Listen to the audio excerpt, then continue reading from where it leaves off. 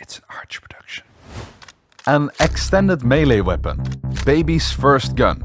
A tool, not a weapon, but also overpowered, unfair to play against, and simply my favorite kind of weapon. Out of the many weapons to be chosen by the player, the shotgun is the one that has the most diverse opinions on it. I mean, I can't blame them. If you compare the weapon with all the other gun classes in a game, the shotgun is basically the odd one out. Instead of shooting a stream of bullets in a straight line to exactly where you're aiming at, the shotgun splurts many pellets at once in a big wide pattern. And instead of having two ADS to be accurate, the shotgun has a tight spread at all times. Those are just a few of the many oddities that makes the weapon fundamentally different from any other gun available in your arsenal. And when something is fundamentally different, you sure bet that games get it fundamentally wrong.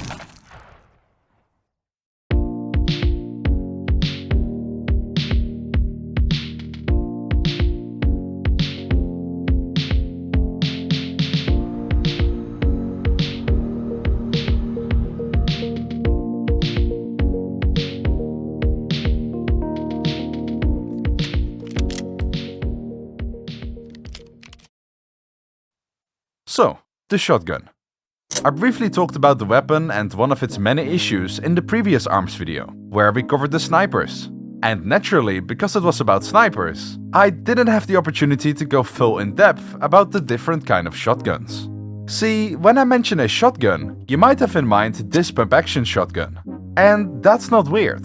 The standard shotgun you see in games is often modeled after the Mossberg 500, manufactured by Mossberg & Sons. This weapon is old. Not Kalashnikov kind of old, but still old. And just like the AK, it's still in service to this day. Combine that with the fact it got used in so many conflicts in the past years, and it kind of explains why this shotgun in particular solidified its way into the entertainment industry as the shotgun. But what even is wrong with the shotgun? Two words: frustration and balancing. Whenever a shotgun is picked in a game, it often results in a lot of unnecessary frustration from both the recipient and the user. Common complaints are that it stimulates camping behavior, or that it's too weak and monotone in certain situations. Another complaint would be about the inconsistency of the weapon, sometimes one-shotting an enemy on 50 meters range, and other times dealing barely any damage at all. But the biggest complaint of the shotgun from universally everyone is the ability to one-shot your opponent, which, like salt on a wound, is really easy to do with the shotgun, even against the best opponents. That is frustrating stuff. Throw on top of that there are many different kind of shotguns with a sickening amount of modifications possible to it, and you get the hardest balancing challenge to tackle out of all the weapons. But before we can even attempt to tackle the many issues the shotgun has, we first have to highlight every single problem. You see, we can't forget about the shotgun's iconic brothers. The Mossberg shotgun is a pump-action shotgun. This means to operate the weapon, you have to manually move the sliding handguard up and down. That's kind of slow. This, however, is not the only way for shotguns to operate. This weapon used to shred, shooting rapid shells in quick succession, destroying everything in its path. But how is it able to shoot so quickly? Well, that is because the Spaz 12 wasn't a pump-action shotgun. Okay, that's not entirely true. If you really wanted to, you could manually pump shells into the chamber. But that's for losers. The Spaz 12 was primarily made for semi-automatic use. And how that works is actually quite clever. When you shoot the cartridge, the ignition causes a lot of gas pressure. So what semi-automatic shotguns do is use that pressure in their advantage to cycle the next cartridge into the chamber, which means you don't have to manually move them into the chamber yourself. This causes the weapon to be fast, but it's not the fastest kind of shotgun to see in games. If we just remove this part, we are left with the automatic shotguns. Fun fact, automatic shotguns might as well be assault rifles, as the only thing that differentiates them from the assault rifle brethren is that it shoots shotgun shells. This model, by the way, is the AA-12, which you might know for its absolute destructive powers in Rainbow Six Siege. And yes, we will talk more about this weapon later as well. The final problem child in this video is the break action shotgun. I probably don't have to tell you how these kind of shotguns are called, but I will anyway. Double barrel shotguns. Perhaps the most dangerous shotgun of them all. Yet it has the smallest weapon capacity, with only one shell per barrel. Now, this is already a lot of things we have to go through, but we haven't even reached the bottom of the rabbit hole yet. All the way at the bottom of the hole, we find perhaps the biggest and hardest thing to balance about shotguns as a whole. The shells.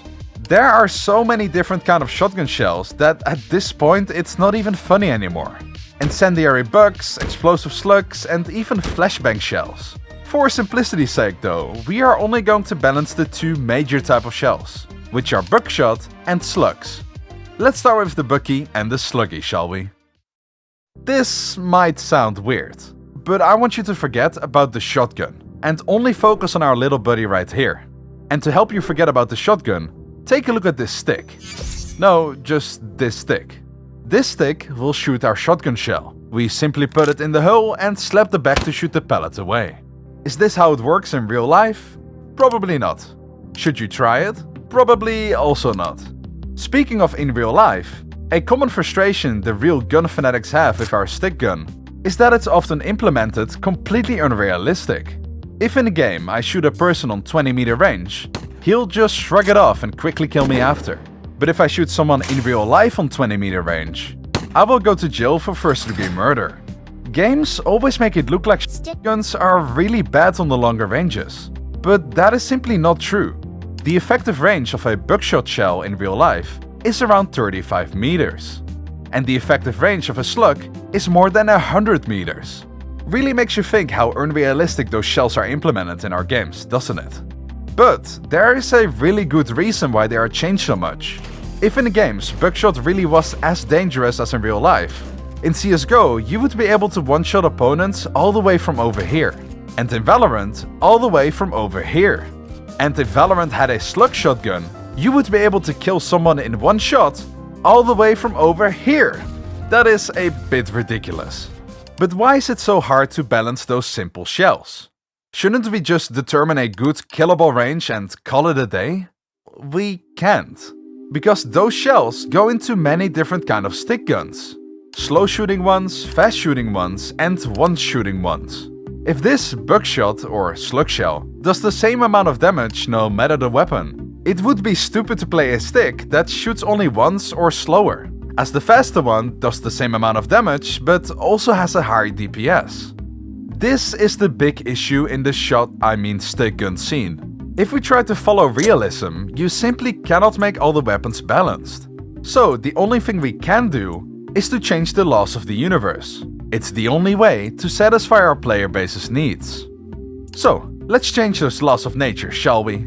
And we will do so by looking at the stats of the shotgun. And before we take a look at all the different kind of shotguns, let's start with how the shotgun is usually portrayed.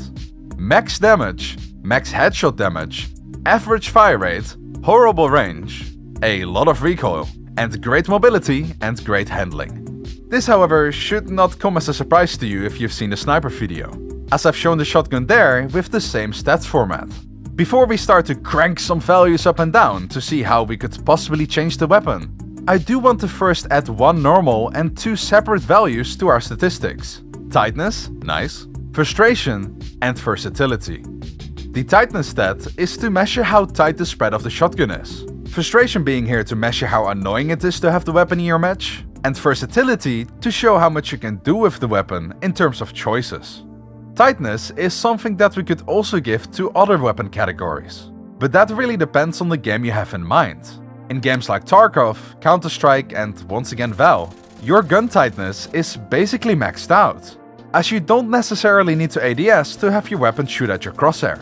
But in Call of Duty, Battlefield, Siege, and like 80% of all other games out there, it does make a difference. But for this video, and once again for simplicity's sake, we will only give the stat to the shotgun. Naturally, we would want the versatility and frustration value on the shotgun to look like the one on the assault rifle. Since the AR is the most basic gun out there isn't really a lot to get frustrated about. And because you can use it on all but the most extreme ranges, the versatility stat is set to really high.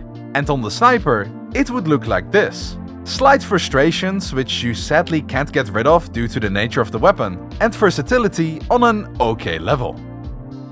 Unfortunately, we can't simply tone the frustration and versatility stat up and down like we could with, for example, the fire rate or damage stat. So if we want to change those values, we need to tinker with the stats above. So let's start from the top, and that is damage. The damage stat is probably the biggest issue with the shotgun. Not simply because it's so high, but because your damage output is heavily influenced by a stat 3 rows down. Range.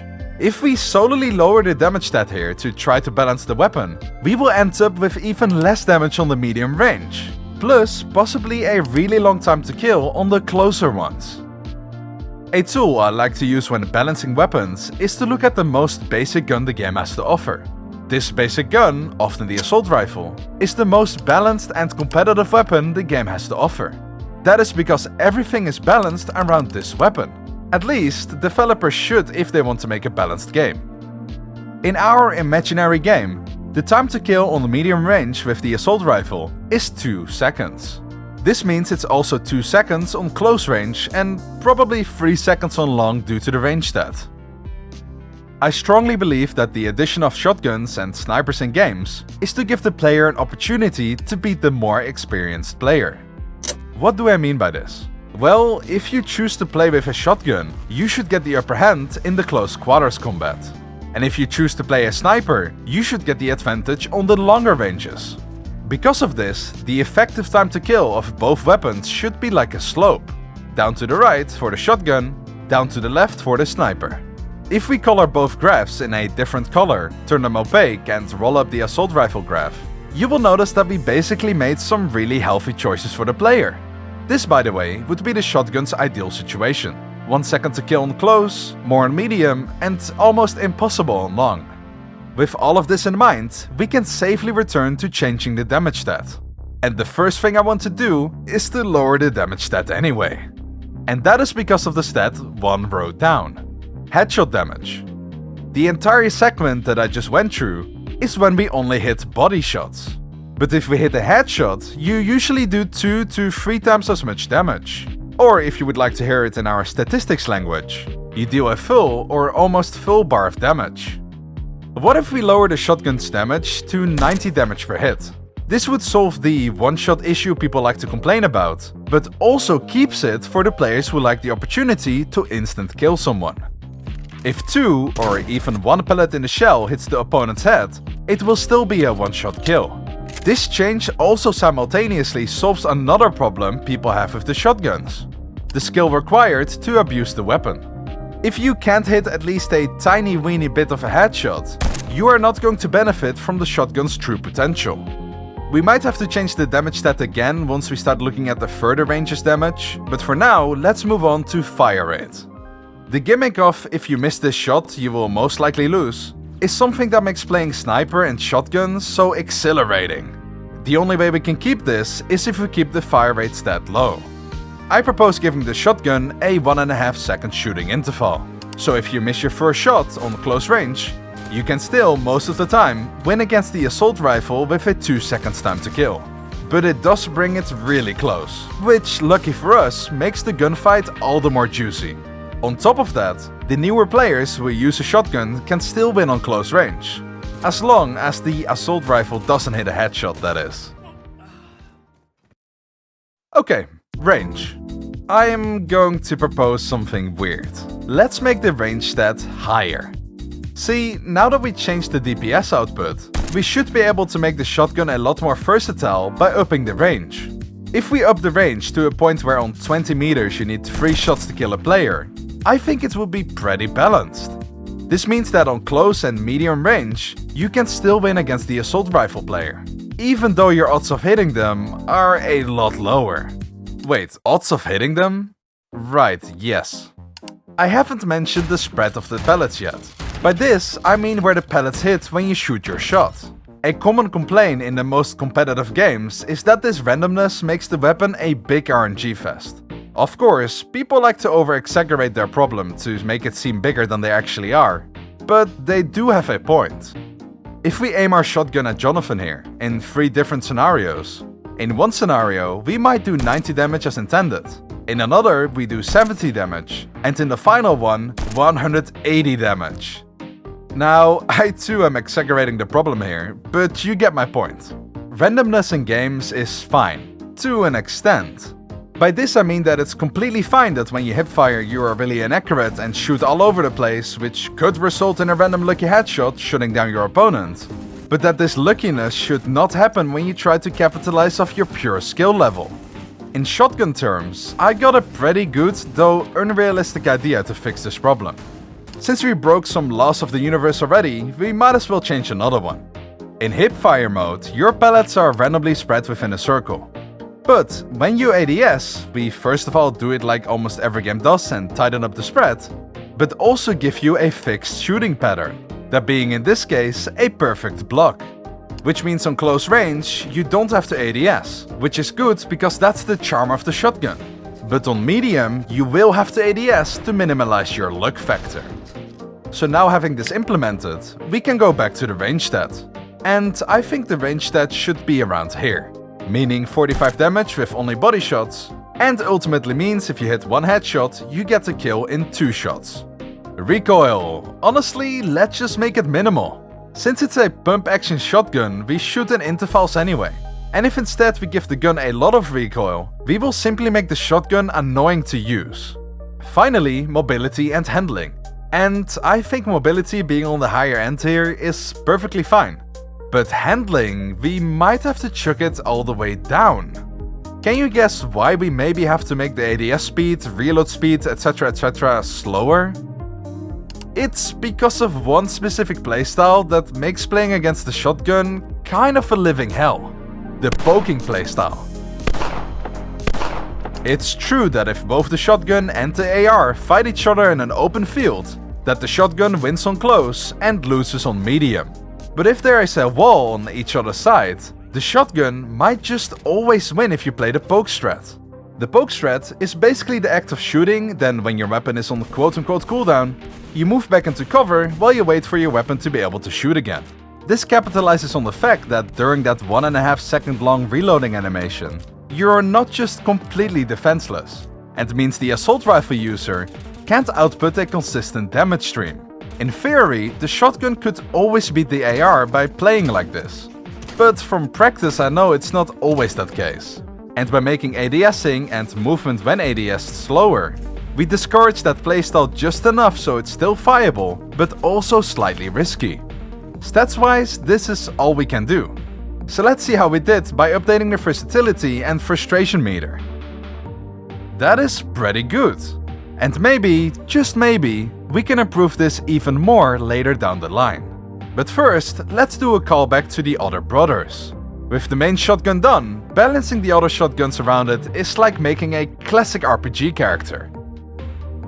We remove some damage, get some points for it, and we put those points into fire rate. Boom, the semi-automatic shotgun.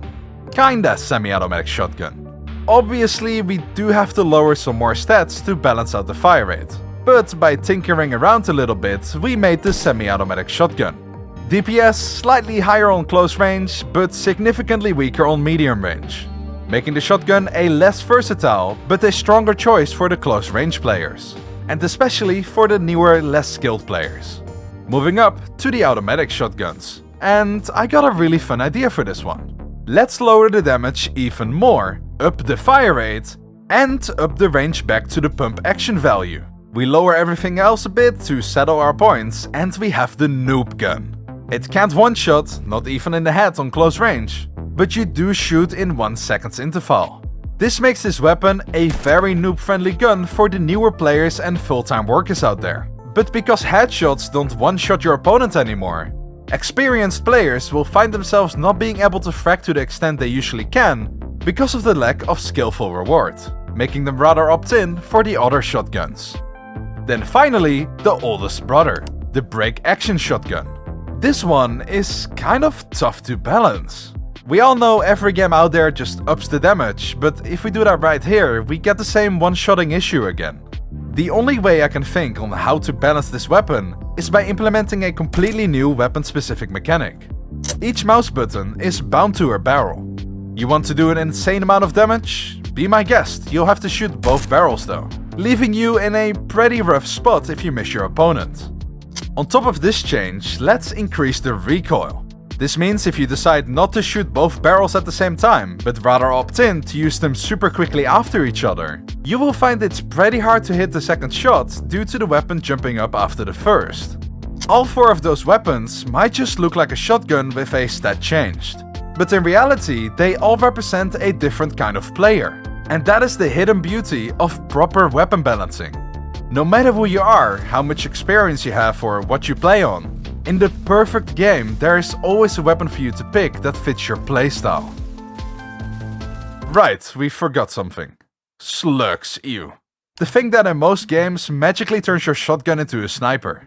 To be honest, I never liked that approach. Sure, it's funny for a couple rounds, but you will quickly notice that it's like a sniper, but basically worse. So I have a better and funnier idea. Instead of making the shotgun a sniper kinda deal, let's give it a special treatment. Damage, 99. Everything else, we keep the same. What if we make a slug shotgun a supportive tool rather than a big and strong weapon? And yes, imagine it almost exactly like in Siege. Buckshot can't open concrete walls, but slugs on the other hand are most of the time able to make a pretty nice hole. If we implement this gameplay feature, this would make the slug shotgun the best weapon against campers, as any player you find sitting in corners can easily be cleared by just making a hole in the wall. For balancing reasons though, I wouldn't recommend being able to make foldable holes like in Siege, because that would make the slug shotgun a way too strong of a tool. But yeah, if your game has a 5v5 setting, you will most likely see teams bringing a slug shotgun person to open entries and still being able to do alright damage. There is one problem though.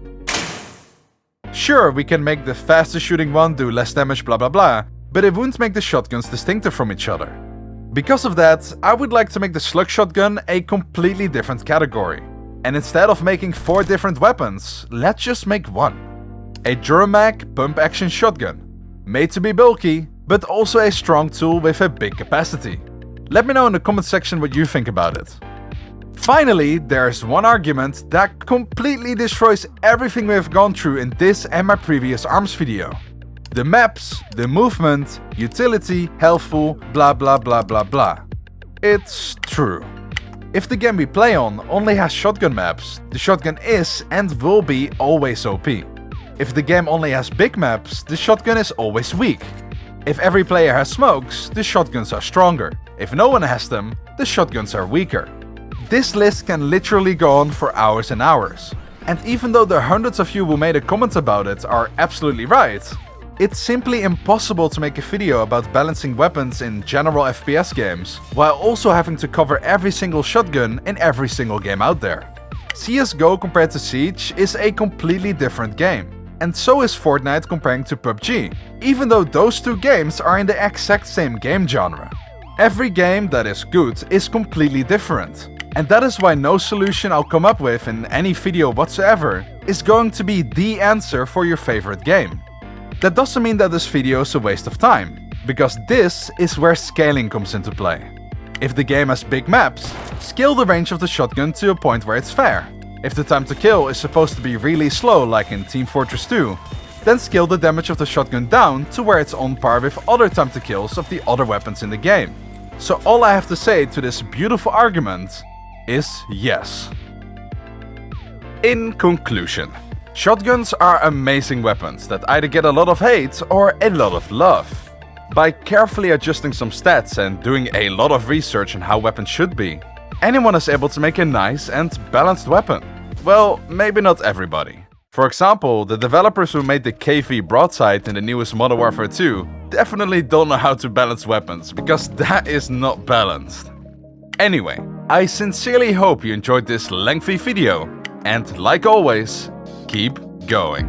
Patreon shoutouts, here we go. Bunkered, the dude who keeps attacking Clash of Clans bases with just goblins. David Dumitrascu, where this time I pronounce his name better I hope. Marcy38, who still believes the earth is round, what a loser. Marka301, who has been a Patriarch supporter from the beginning, thank you so much. Richard F, where the F stands for fabulous and not something else. If you are interested in getting a shoutout yourself, check out the link in the description. And that's about it. See you in the next video, Bob.